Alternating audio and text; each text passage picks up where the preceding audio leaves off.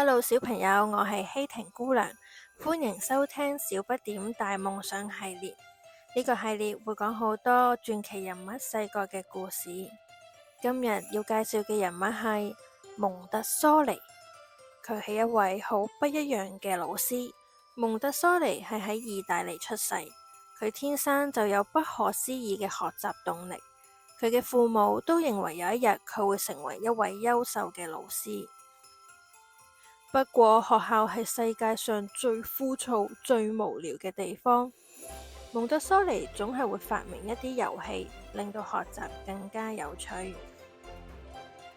小學畢業之後，蒙特梭利非常渴望繼續學習科學。雖然啲人並唔鼓勵女仔咁樣做，但係佢都係入咗一間全部都係男仔嘅技術學院。之後，蒙特梭利決定要做一位醫師。佢唔理其他人嘅反對，成功考入咗大學，成為咗意大利第一位學習醫學嘅女性。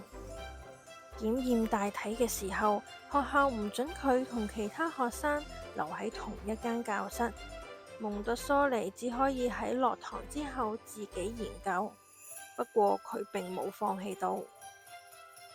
蒙特梭利一畢業就喺一家心理專科醫院擔任助理醫師，身心障礙嘅小朋友被當作係病患喺嗰度接受治療，而佢哋僅有嘅玩具係早餐剩落嚟嘅麵包碎咋。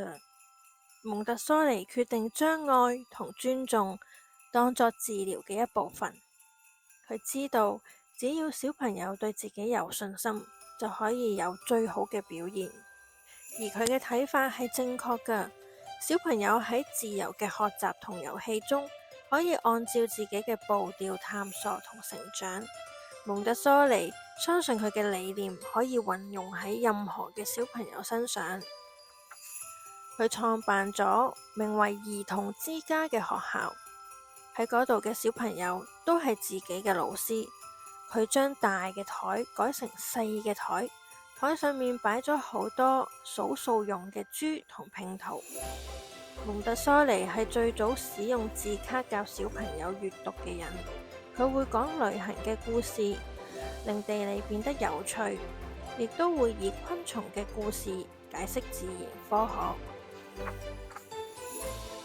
佢寫咗好多書同文章，亦都到世界各地授課、演講，幫助數以百計嘅老師學習點樣運用佢嘅創新教學法。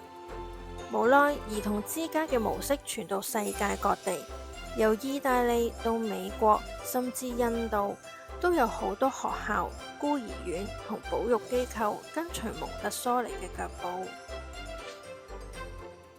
小不點蒙特梭利啟發咗無數嘅小朋友，令佢哋成為自由、充滿好奇同責任感嘅人。佢相信今日嘅孩子將創造明日嘅世界。好啦，今日嘅故事講到呢度。小朋友，你哋最欣賞蒙特梭利喺邊一個部分？